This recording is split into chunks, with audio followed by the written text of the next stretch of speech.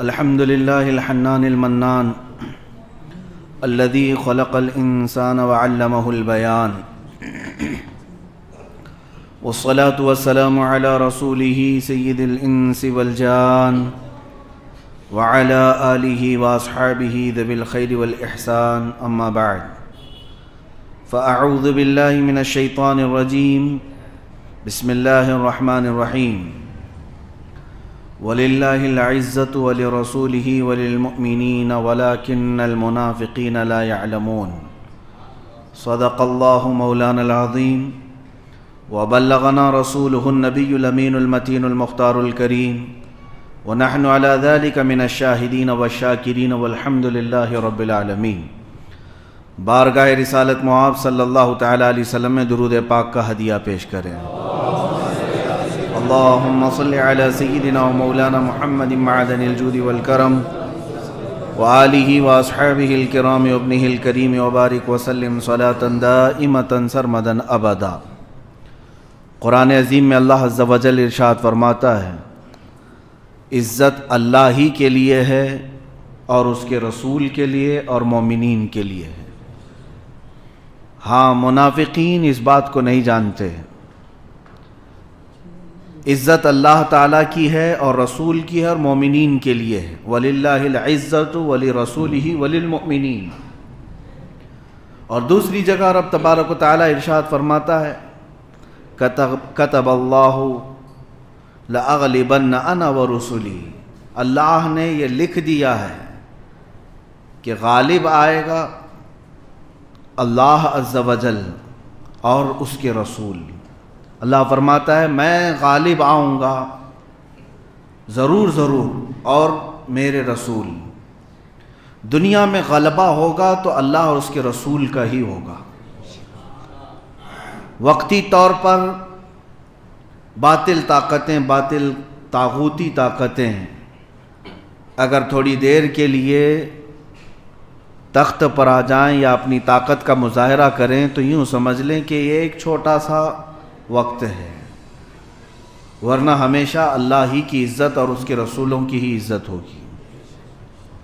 میں آج آپ تمام حضرات کو ایک میسج یہ دینا چاہتا ہوں، جس قوم کو اللہ تعالیٰ نے عزت کا پروانہ عطا کیا کہ عزت تمہارے لیے، اور جب ہمیں یہ پتہ چل گیا کہ اس کائنات میں ہماری ہی عزت ہونی چاہیے تو اس کی فکر بھی آپ کو ہونی چاہیے۔ ایسا کوئی کام نہ ہو جس سے تمہاری عزت خطرے میں آئے، اور اس بات کا بھی خیال ہونا چاہیے کہ صرف میری ہی نہیں پورے مومنین کی عزت کا اللہ نے پروانہ عطا کیا۔ کہیں کسی ایمان والے کی عزت پر خطرہ آئے تو مجھے بھی بے چینی ہونی چاہیے۔ قرآن کا فرمان ہے کہ عزت مومنین کے لیے ہے۔ اللہ کے نبی صلی اللہ تعالیٰ علیہ وسلم نے تو یہ ارشاد فرمایا کہ میرے نزدیک مومن کی عزت کیا معنی رکھتی ہے جانتے ہیں؟ حضور اکرم صلی اللہ علیہ وسلم ارشاد فرماتے ہیں یہ ذی الحجہ کا مہینہ تھا۔ ذی الحجہ کے مہینے میں 10ویں ذی الحجہ تاریخ بڑی اہم ہے، بقرعید ہوتی ہے اور حجاج اکرام کے لیے ایک بہت ہی عظیم دن ہے۔ رسول پاک صلی اللہ تعالیٰ علیہ وسلم ارشاد فرماتے ہیں جیسے آج کے دن کی حرمت ہے، آج کے دن کی عزت ہے، یعنی 10 ذی الحجہ کی، اور اس مہینے کی جیسی عزت ہے اور اس مقام کی جتنی عزت ہے مکہ مکرمہ۔ اور پھر میرے آقا صلی اللہ علیہ وسلم ارشاد فرماتے ہیں اس خانہ کعبہ کی جتنی عزت ہے اس سے بڑھ کر میرے نزدیک ایک مومن کی عزت ہے۔ یہ رسول پاک صلی اللہ تعالیٰ علیہ وسلم کا فرمان عالی شان ہے۔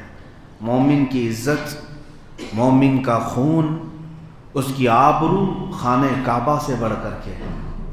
اس بات کا اندازہ رکھیں کسی مومن کی عزت خطرے میں آتی تھی جب کبھی تو ہماری تاریخ تو یہ بتاتی ہے کہ ہم اتنے غیرت مند تھے کہ ہم پھر کھانا پانی بھی چھوڑ دیا کرتے تھے۔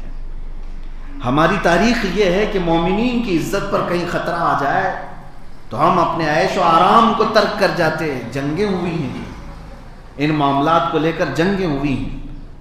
ایک بہت اہم بات میں آپ کو بتا دوں، کہ اگر آپ کے اندر غیرت باقی ہے تو سمجھ لو کہ آپ زندہ ہیں. یہ جملہ نوٹ کر لیں، غیرت باقی ہے تو زندہ ہیں، اور گالیاں سن کر اپنے لیے اپنے بھائیوں کے لیے خاموش ہیں تو پھر یہ مردہ لاش ہے. اب تو حالت یہ ہے کہ مومنین کو گالیاں سن سن کر کے تو عادت اتنی ہو گئی کہ اب رسول کو گالیاں سن کر کے بھی کوئی کچھ نہیں کہتا. تو پھر یہ زندگی نہیں ہے. زندگی جس کے اندر موجود ہوتی ہے، جس کے رگوں میں خون دوڑ رہا ہے. میں آپ سے پوچھنا چاہتا ہوں کہ آپ کے گھر کے لیے آپ کا اتنا خیال ہوتا ہے کہ اگر آپ کے گھر کے اندر کوئی نظر بھی ڈال دے، عورتیں ہوتی ہیں، یا آپ کی عورت کی طرف کوئی ہاتھ بھی بڑھائے تو آپ کے اندر غیرت ہوگی تو آپ جواب دے دیتے ہیں اور اس سے لڑ پڑتے ہیں. تو یہ انسانی فطرت کا تقاضا ہے. اور جس کے اندر یہ بھی چیز چلی گئی تو سمجھ لیں اس کے اندر نہ مردانگی ہے نہ اس کے اندر زندگی ہے.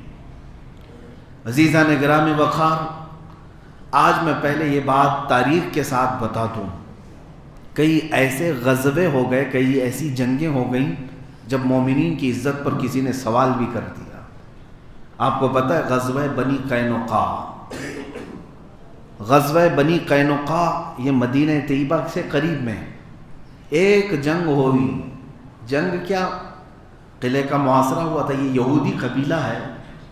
ایک خاتون، عرب خاتون تھی، برقعے میں تھی. وہ بازار میں آئی، یہودی دکان میں اس نے کچھ خرید و فروخت کرنی تھی. یہودیوں نے اس کے ساتھ مذاق اتنا کیا کہ اس کا لباس اتار دیا، اس کو ننگا کر دیا. اب وہ خاتون چیخنے لگی، چلانے لگی کہ مجھے سرے بازار ان لوگوں نے ننگا کر دیا. ایک عرب تھا وہاں پر، اس کی غیرت برداشت نہیں کی اور وہ حمیت میں، غیرت میں آ کر کے اس یہودی کو قتل کر دیا. اور یہ لڑائی بڑھ گئی. جب یہ بات بڑھی تو رسول پاک صلی اللہ علیہ وسلم تک پہنچی. میرے آقا صلی اللہ تعالیٰ علیہ وسلم تشریف لے گئے اپنے صحابہ کے ساتھ.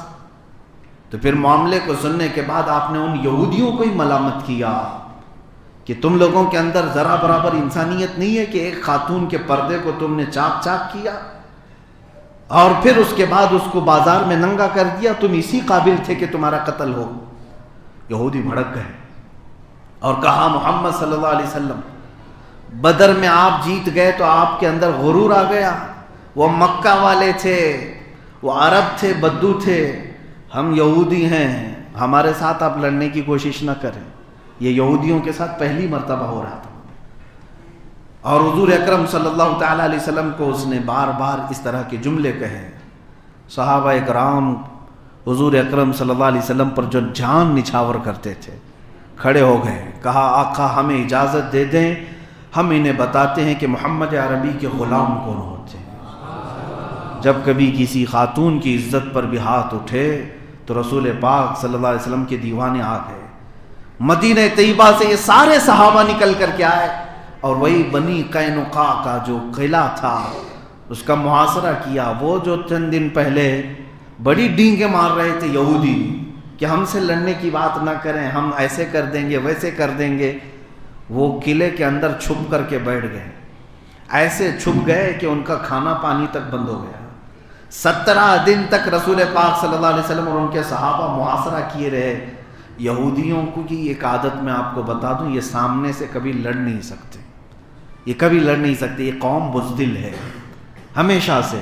آج بھی یہی حرکتیں ان کی ہیں، پوری دنیا کو لڑا کر کے رکھا لیکن خود میدان میں کبھی نہیں آتے. سازشوں کے جال بچھاتے ہیں اور بڑے بڑے دعوے کرتے ہیں اور ڈرانے کی باتیں بھی کرتے ہیں کہ ہمارے پاس اتنی طاقت ہے، ہمارے پاس وہ طاقتیں ہیں. لیکن اگر ان کا مقابلہ چھوٹے مسلمانوں سے بھی ہو جائے تو یہ میدان چھوڑ کر فرار ہوتے ہیں. ان کی تاریخ رہی ہے.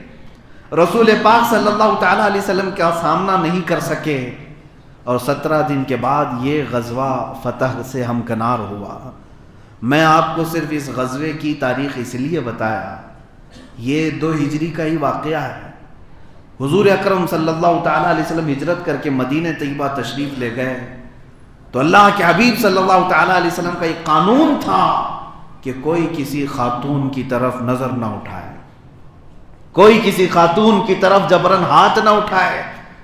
اور جب ان یہودیوں نے عرب خاتون کے ساتھ ایسا کیا تو رسول پاک صلی اللہ علیہ وسلم جنگ کے لیے تشریف لے آئے، حالانکہ وہ یہودیوں کے ساتھ حضور صلی اللہ علیہ وسلم کا معاہدہ چل رہا تھا کہ تم ہمارے ساتھ نہیں لڑو گے، ہم تمہارے ساتھ نہیں لڑیں گے۔ یہودیوں نے جب وہ یہ معاہدہ توڑا تو ان کے ساتھ جنگ بھی ہوئی۔ اتنا ہی نہیں، میں آپ کو بتاؤں غیرت کسے کہتے ہیں۔ غیرت کا لفظ جو میں استعمال کر رہا ہوں کیا ہے؟ غیرت ایک ایسی چیز ہے کہ برداشت نہ کریں غلط بات کو، غلط بات کو نہ برداشت کرنے کا نام غیرت ہے۔ اب یہ کتنے لوگوں کے اندر زندہ ہے ابھی یہ پتہ نہیں ہے۔ اور یہ بھی میں آپ کو بتا دوں، ایمان بھی جس کے اندر ہے اس کی بھی یہی علامت بتائی گئی ہے۔ آپ کے اندر ایمان کتنا باقی ہے کیسے ناپ کر بتائیں گے آپ؟ کوئی تھرمامیٹر ہے آپ کے پاس؟ دودھ کو ناپ سکتے ہیں، چاول گھی کو ناپ سکتے ہیں، ایمان کو کیسے ناپیں گے آپ کتنا ہے؟ ابھی ہمارے سے میں آپ کو ایک تھرمامیٹر بتاتا ہوں حدیث رسول صلی اللہ علیہ وسلم سے۔ اللہ کے نبی صلی اللہ تعالی علیہ وسلم ارشاد فرماتے ہیں، من رأى منکم منکرا فلیغیرہ بیدہ ومن لم یستطع فبلسانہ ومن لم یستطع فبقلبہ وذلک اضعف الایمان او کما قال رسول اللہ صلی اللہ علیہ وسلم۔ اللہ کے نبی صلی اللہ علیہ وسلم ارشاد فرماتے ہیں، جب بھی تم میں سے کوئی بری چیز کو دیکھے، کوئی برائی کو دیکھے تو ہاتھ سے روکنے کی کوشش کرے۔ حدیث سنا ہوگا آپ نے، ہاتھ سے روکو اگر طاقت ہے، اور اگر طاقت نہیں ہے تو زبان سے روکو۔ زبان سے تو کہہ سکتے ہو یہ برا ہے، اور میرے آقا صلی اللہ علیہ وسلم فرماتے ہیں وَمَن لَمْ يَسْتَطِعْ، اور زبان سے بھی روکنے کی طاقت نہیں ہے فَبِقَلْبِهِ، اپنے دل سے تو برا کہو، اپنے دل سے برا کہو اور اس جگہ سے چلے جاؤ۔ جوا چل رہا ہے تمہارے سامنے، تم طاقت اتنی نہیں رکھتے کہ ہاتھ سے روک سکیں، اتنی بھی نہیں رکھ سکتے کہ ان کو زبان سے روکیں، اتنا تو کر سکتے ہو کہ دل میں برا جان کر اس محفل سے اٹھ جاؤ۔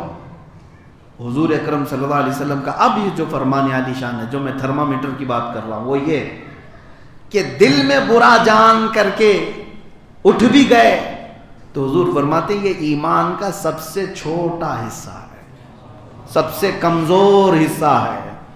یعنی اگر تمہارا ایمان سب سے آخری حصے میں کمزور بھی باقی ہے تو تم دل سے برا جان کر کے نکل جاؤ گے، اور دل سے بھی برا نہیں جانتے تو اس کا مطلب کیا ہے؟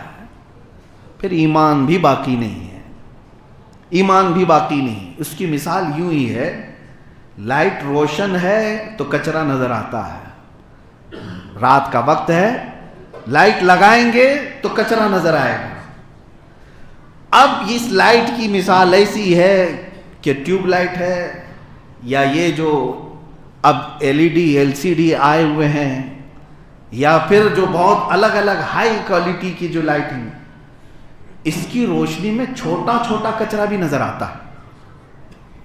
چلیں لائٹ کم کر دیا، تھوڑی سی ہے تو بھی کچرا نظر آتا ہے، زیرو بلب لگایا تب بھی بڑا کچرا نظر آتا ہے، نظر تو آتا ہے، لیکن زیرو بلب بھی نہیں ہے تو کچھ نظر نہیں آتا۔ یہی مثال ہے، ایمان اعلیٰ درجے کا ہے تو جو برائیاں ہیں اسے خوب وہ دیکھتا ہے، پہچانتا ہے اور دور بھی ہٹتا ہے، اور ایمان جب کمزور ہوتا چلا جاتا ہے تو اس کی غیرت بھی مرتی چلی جاتی ہے، یہاں تک کہ اب وہ برائیوں کو برائی بھی نہیں سمجھتا، اچھا سمجھ کر کرنے لگ جاتا ہے، یا پھر ایسی محفلوں میں بیٹھا رہتا ہے گھنٹوں جہاں برائیاں ہو رہی ہوتی ہیں۔ کیوں؟ اب وہ لائٹ ہی ختم ہو گئی اس کی جو اس کو برائی دکھا سکے۔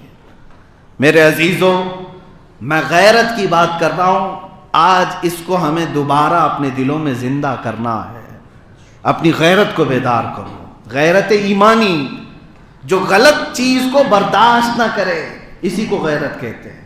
میں آپ سے سوال کرتا ہوں، آپ نے پچھلے 10 سال سے اگر گالیاں سنی ہیں، چلو اپنے لیے سنیں تو معاف کرنے کا حکم ہے کہ آپ معاف بھی کر سکتے ہو، لیکن تم اپنی ماں کے لیے سن رہے ہو، باپ کے لیے سن رہے ہو، تو پھر یہاں پر آپ کی غیرت دیکھی جاتی ہے۔ اور اس سے بڑھ کر کے اگر اللہ اور اس کے رسول کے لیے سن رہے ہو، تب پھر تمہیں معاف کرنے کا بھی حق نہیں ہے، پھر تمہارے اندر اختیار نہیں ہے۔ اب لوگ امن کی بات کرتے ہوئے کہتے ہیں ارے اسلام تو بڑی شانتی کا مذہب ہے، سب کو معاف کرتے ہیں، معاف کرنے کا درس ہے اس میں. تو اگر کچھ ایسے خبیث قسم کے لوگ تمہارے نبی کو، دین کو یا اللہ کو گالیاں دے رہے تو معاف کر دو، چھوڑ دو انہیں. نادانو، تمہیں پتہ نہیں معاف کرنے کا حق ہمیں نہیں دیا گیا ہے.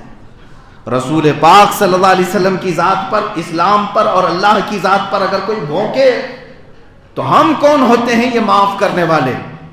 اگر ہماری غیرت باقی ہے تو ہم اپنی جان بھی قربان کریں گے اور معاف نہیں کریں گے.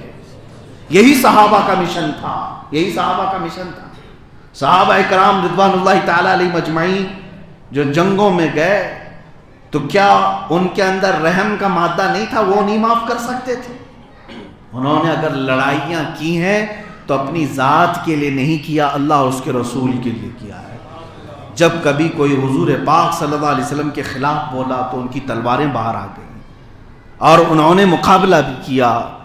آپ کو میں سلطان صلاح الدین ایوبی کی بات بتاؤں.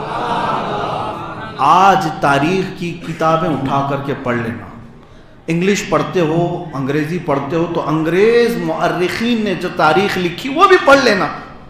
صلاح الدین ایوبی کی تاریخ میں انہوں نے کیا لکھا ہے؟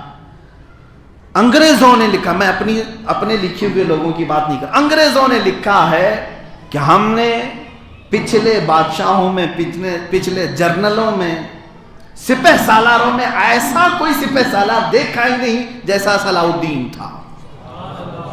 یہ عیسائی لوگوں نے لکھا ہے، یورپی لوگوں نے لکھا ہے.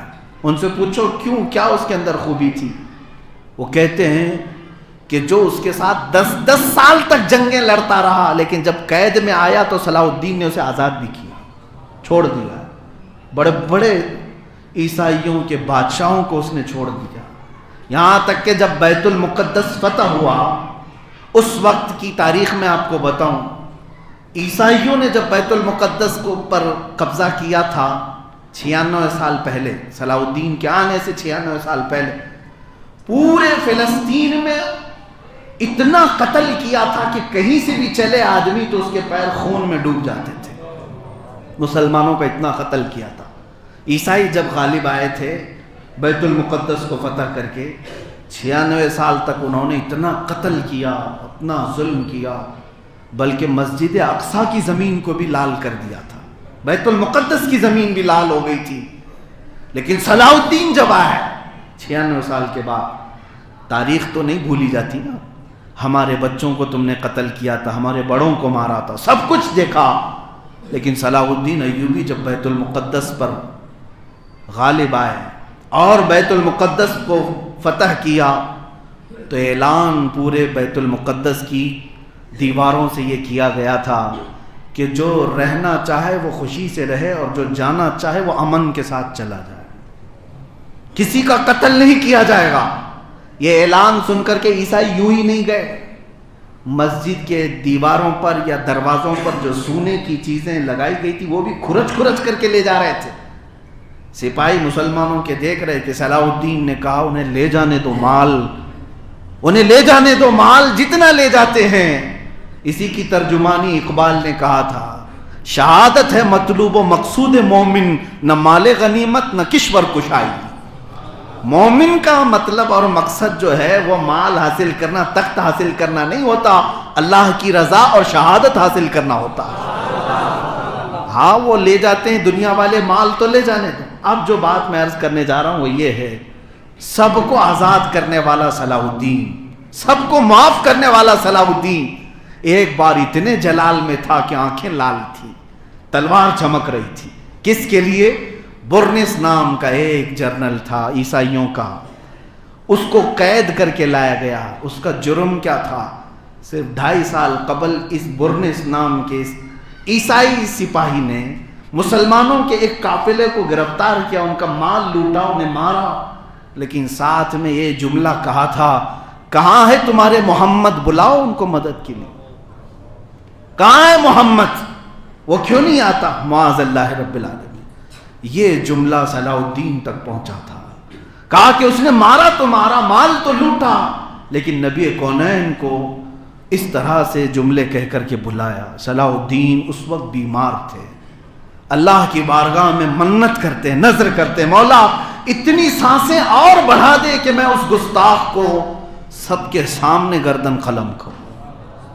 2.5 سال ہو گئے، صحت یاب بھی ہوئے، اور ایک وقت وہ بھی آیا کہ جب برنس بھی قید ہو کر کے آ گیا۔ عیسائی بکرے کی اماں کب تک خیر منائے گی؟ ایک دن تو بقرعید آئے گی، ایک دن تو بقرعید آ ہی جاتی ہے۔ آج صلاح الدین ایوبی کے ہاتھ میں وہ برنس آیا، اس نے خود کہا صلاح الدین ہمارے بڑے بڑے سپاہیوں کو تو نے آزاد کیا، مجھے کیوں قتل کرنے کے لیے سب کے سامنے کھڑا کیا گیا؟ صلاح الدین ایوبی نے تلوار لہرائی اور کہا برنس آج سے 2.5 سال پہلے تو نے کہا تھا کچھ غریب مسلمانوں کو کہ بلاؤ کہاں ہے وہ محمد، دیکھ اس محمد نے مجھے بھیجا ہے صلی اللہ تعالی علیہ وسلم، اور اس کی گردن قلم کیا، اور پھر اعلان کیا صلاح الدین اپنے ساتھ ہونے والے ہر ظلم کو معاف کر سکتا ہے، نبی کونین کی طرف اٹھنے والی انگلی کو ہمیشہ کے لیے ختم کر سکتا ہے۔ حضور صلی اللہ علیہ وسلم کے لیے اور اسلام کے لیے جو بات خلاف شرع یا خلاف عادت نکلے گی، پھر اس کا مقابلہ کرنا، اسی کو غیرت کہتے ہیں۔ یہی غیرت ہے، انہوں نے ہمیں غیرت سکھائی تھی۔ غیرت ایمانی آج ہمارے اندر آنے کی ضرورت ہے۔ اے مسلمانوں، جب تمہاری غیرت باقی ہوگی تو دوسری قوموں کے اندر مجال بھی نہیں، دوسری قوموں کے اندر آپ سے چھیڑ چھاڑ کرنے کی مجال نہیں۔ ایک بات یاد رکھنا، کتے اسی وقت ناچتے ہیں جب وہ شیر کو سوتا ہوا دیکھتے ہیں، اور اگر وہ بیدار ہو تو کسی کی مجال نہیں ہوتی۔ آج حالت یہی ہے کہ تم سوئے ہوئے ہو، بیدار ہو جاؤ ایمانی حالت کے ساتھ، تو پھر دیکھنا جیسے کہ شاعر نے کہا تھا بیدار تو ہو لینے دو اس قوم کو، بیدار تو ہو لینے دو اس قوم کو، پھر ہر قوم پکارے گی حسین ہمارے ہیں، انہیں کہنا پڑے گا کہ حسین ہمارے بھی ہیں۔ کیوں؟ تم اگر بیدار ہو پھر وہ بھی کہیں گے محمد ہمارے بھی ہیں صلی اللہ علیہ وسلم۔ ایک وقت تھا جب تمہارا غلبہ تھا تو دوسرے بھی یہ کہتے تھے کہ محمد صلی اللہ علیہ وسلم جیسا کوئی انسان ہی نہیں تھا۔ آج تم سوئے ہوئے ہو اور غیرت بھی جا رہی ہے، جس کی وجہ سے اوچھے حملے حضور پاک صلی اللہ علیہ وسلم کی شان پر، اسلام پر اور قرآن پر کیے جا رہے ہیں۔ یہ غیرت ہی کا معاملہ ہے۔ آپ کو میں بتاؤں، غیرت کی ایک چھوٹی سی مثال یہ بھی دے دوں۔ ہندوستان اور عرب میں کتنا لمبا فاصلہ ہے؟ تقریباً 4000 کلومیٹر سے زیادہ کا فاصلہ ہے۔ ہند اس وقت سندھ دونوں ایک تھے، اکھنڈ بھارت جس کو کہتے ہیں۔ سندھ کے علاقے میں ایک راجہ دابر سنگھ تھا، اس کے حکومت میں کچھ گنڈوں نے مسلمان عورتوں کو گرفتار کیا جو حج پہ جا رہی تھی۔ یہ 90 ہجری کے قریب کا واقعہ ہے، 90 ہجری کی بات کر رہا ہوں، 1442 ہو گئے۔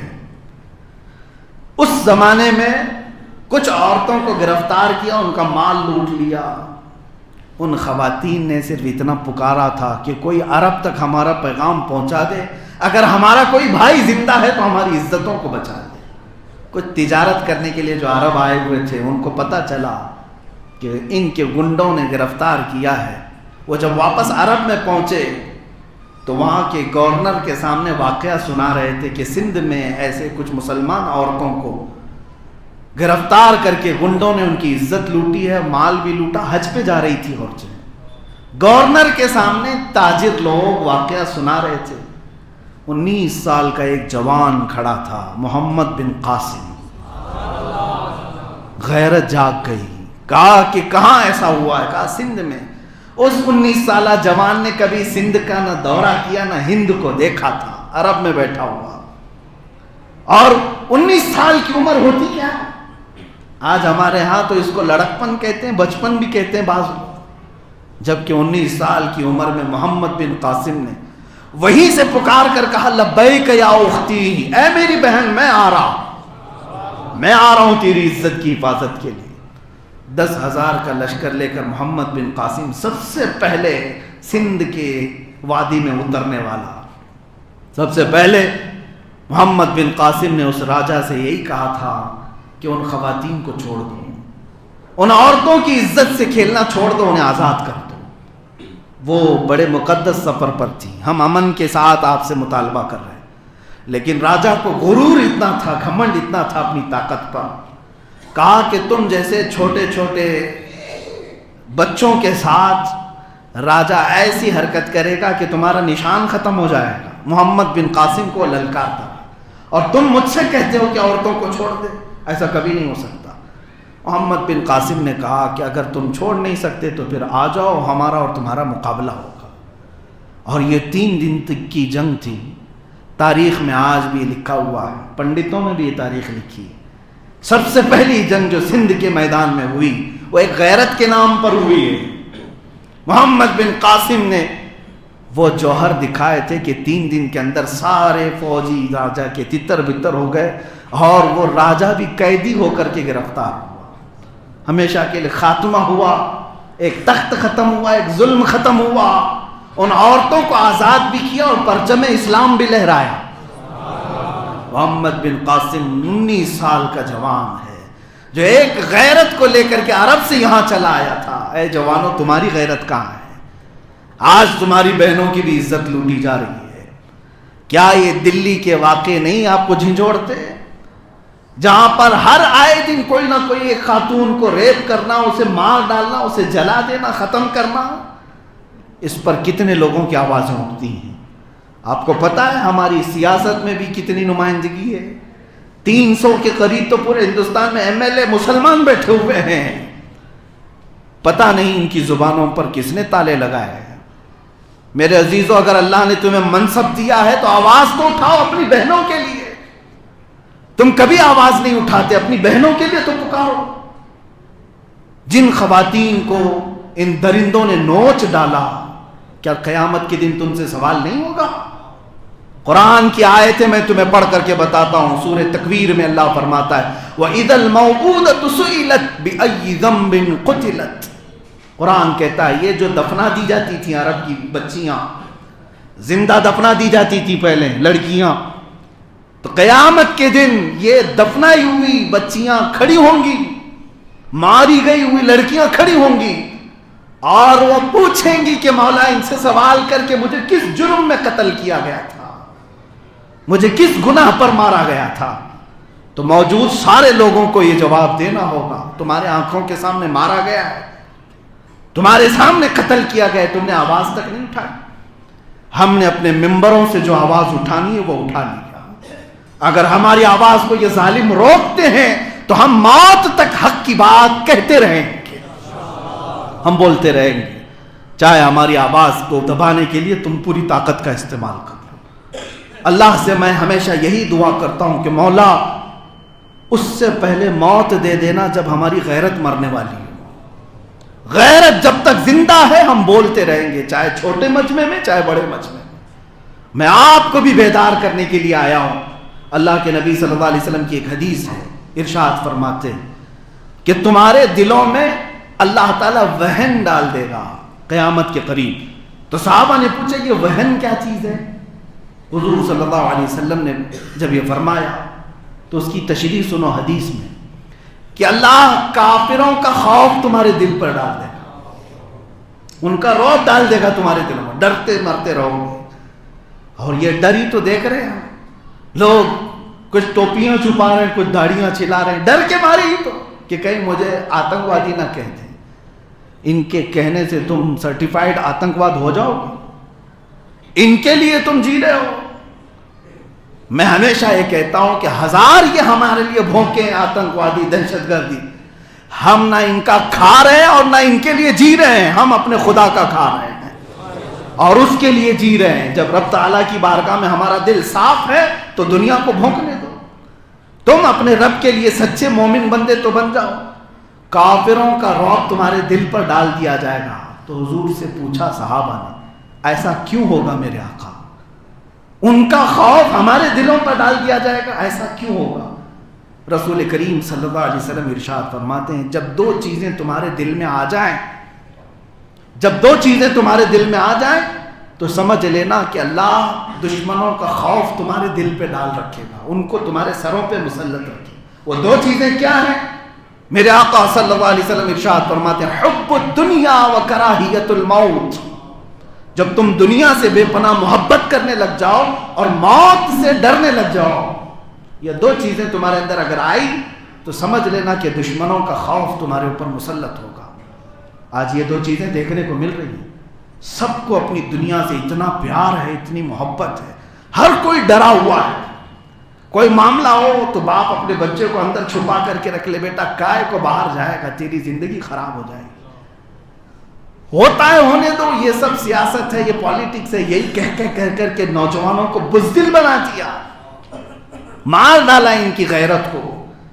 کئی مائیں ایسی ہیں، کئی بیویاں ایسی ہیں، کئی بہنیں ایسی ہیں جو نوجوانوں کے ہاتھوں اور پیروں کی بیڑیاں بن جاتی ہیں اور غیرت ان کی مار ڈالتی۔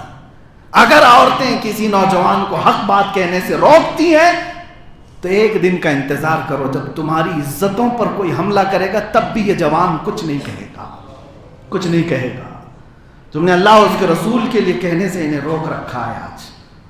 آج یہی تو معاملات ہے، ڈر اور خوف، ڈر اور خوف نوجوانوں کے دلوں میں گھر کرتا جا رہا ہے۔ کہیں کسی جگہ پر میدان میں بلایا گیا، 25 لوگ 40 لوگ حاضر ہوئے اور وہ بھی دور سے سیلفی لیتے ہوئے اور کیمرہ کھینچتے ہوئے کہ دیکھتے ہیں ان کے ساتھ کیا ہوگا۔ ہاں مولانا مفتی صاحب میدان میں اترے، بلائیں، چلو دیکھتے ہیں، شانہ بشانہ نہیں، دور کھڑے ہو کر کے ویڈیو تو لے لیں، کیا ہوتا ہے دیکھیں گے۔ یہ حالات ہیں، یہ غیرت ہے۔ غیرت یہ نہیں ہے میرے عزیزو، غیرت تو بدر کے وہ نوجوانوں کے اندر تھی جو 13 سال اور 15 سال کی عمر میں بھی میدان میں آ گئے، 13 سال اور 15 سال کی عمر میں بھی آ گئے۔ معاذ اور معوذ رضی اللہ تعالیٰ عنہ میدان میں آئے، بچے تھے، اور ایک صحابی کو پکڑ کر پوچھتے ہیں، چچا جان ابو جہل کس کا نام ہے؟ وہ جانتے بھی نہیں تھے۔ صحابی نے پوچھا تم کیا کرو گے اس کا؟ بچوں نے کہا سنا ہے رسول پاک کو گالیاں دیتا ہے، سنا ہے وہ حضور پاک کو گالیاں دیتا ہے، ہم سے برداشت نہیں ہوگا۔ وہ ہنسنے لگ گئے، کہا تم چھوٹے بچے ہو، وہ سردار قریش ہے، وہ سردار قریش پہلوان ہے۔ بات ہو رہی تھی کہ اچانک ابو جہل سامنے سے گزر رہا تھا اور صحابی نے بتایا یہی ہے۔ بچوں کی غیرت کو تو دیکھیں، غیرت ایمانی کو دیکھیں، جھپٹ پڑے دونوں بچے اور اس پہلوان کو، سردار کو گرایا بھی اور ذبح بھی کر دیا۔ تاریخ میں یہ لکھا جائے گا، لکھا گیا ہے کہ اوروں نے اگر کافروں کو مارا تو بچوں نے تو کفر کو مارا ہے۔ عزیزان گرامی، یہ غیرت ہوتی ہے۔ غیرت جب کسی کی زندہ ہو تو غلط چیز کو کبھی برداشت کر ہی نہیں سکتا۔ ہاں کیا ان بچوں کو چھوڑ دیا کافروں نے، بلکہ ایک بچے کے مونڈھے پر تلوار مار دی، ہاتھ لٹک کر کے گر گیا، پھر بھی اس بچے نے ذرا برابر خوف نہیں کھایا۔ میدان چھوڑ کر بھاگنے والوں کا نام غلام محمد ہو ہی نہیں سکتا۔ رسول پاک صلی اللہ علیہ وسلم کے لیے جان کا اور اپنے خون کا آخری قطرہ پیش کرنے والا، اس کا حقیقی نام غلام مصطفیٰ ہوتا ہے۔ اعلیٰ حضرت فاضل بریلوی رضی اللہ تعالیٰ عنہ نے اس خوف کو نکالنے کے لیے تو یہ فرمایا تھا، خوف نہ رکھ رضا ذرا، تو ہے عبد مصطفیٰ، خوف نہ رکھ رضا ذرا، تو ہے عبد مصطفیٰ، تیرے لیے امان ہے، تیرے لیے امان ہے۔ تم اگر نبی پاک کے ساتھ اپنی غلامی کی نسبتیں جوڑتے ہو تو خوف نکالو، بزدلی کو ختم کرو، غیرت کو بیدار رکھو۔ غیرت ایسی ہونی چاہیے کہ آپ خود بھی بولیں، اپنے نوجوانوں کو بھی اس بات کی تلقین کریں کہ کبھی غلط کام کو ہرگز برداشت نہ کرنا۔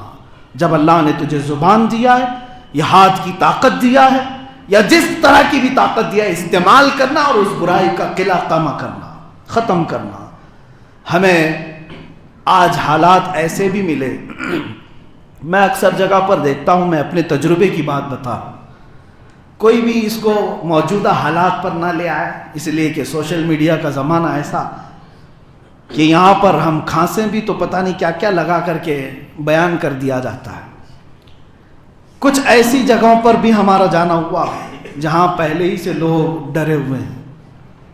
ایک علاقے میں پہنچا، شاندار استقبال کیا لوگوں نے، بہت شاندار استقبال کیا، لیکن ذمہ داروں میں سے ایک صاحب آئے اور کان میں کہا کہ حضرت شہادت پہ تھوڑا بیان مت کیجیے، شہادت پہ بیان میں نے کہا کہ آپ کی تمنا نہیں ہے شہادت کی؟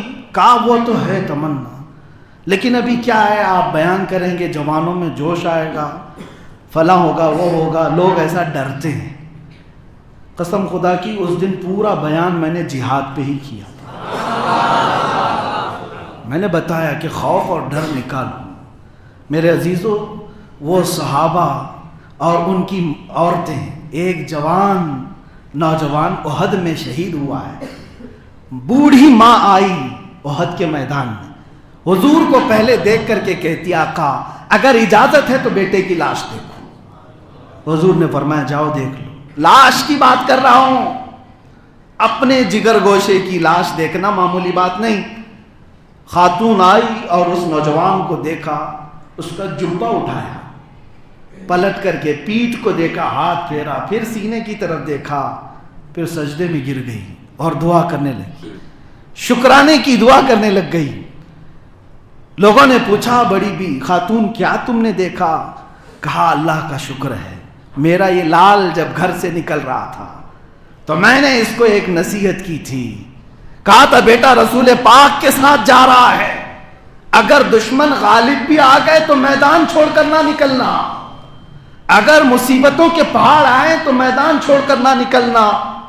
اور میری ایک نصیحت تھی میرے بیٹے کو، اگر تو بھاگتے ہوئے پیٹھ سے زخم کھا کر کے مرا تو میں اپنا دودھ بھی معاف نہیں کروں گی، میں اپنا دودھ بھی معاف نہیں کروں گی۔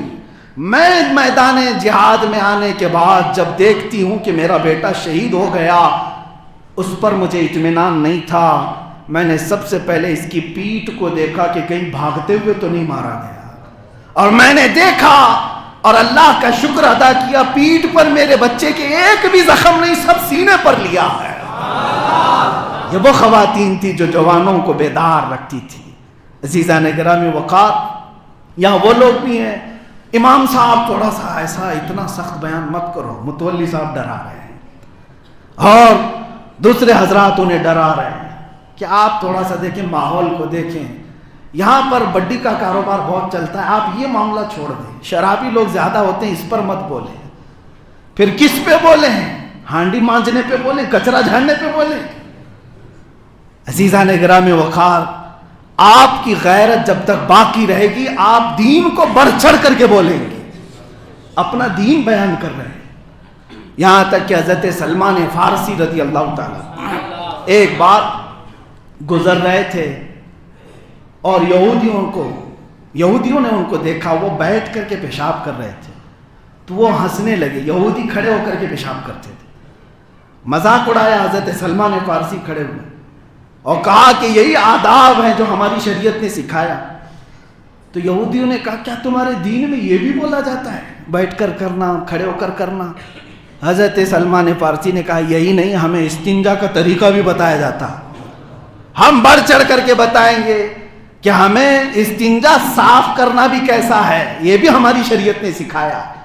تو اپنے دین کو بیان کرنے میں کسی کی روک ٹوک بھی نہیں ہونی چاہیے، اپنی غیرت باقی رہے، اور رسول پاک کی عزت پر جب بھی بات آئے تو چڑھ کر کے، سر چڑھ کر کے بولے، یہی حق بندے کی علامت بھی ہے۔ اللہ سے یہی دعا ہے کہ کہنے سننے سے زیادہ عمل کی توفیق عطا فرما، ہمیں حق بولنے اور حق پر عمل کرنے کی توفیق عطا فرما۔ کریم خدا ارحم الراحمین مولا ہم سب کو رسول پاک کے وفاداروں میں شامل رکھے، اور ہمیں اللہ تعالیٰ اس کی محبت میں اور رسول کی محبت میں شہادت کی موت عطا فرمائے۔ وآخر دعوانا الحمد للہ رب العالمین۔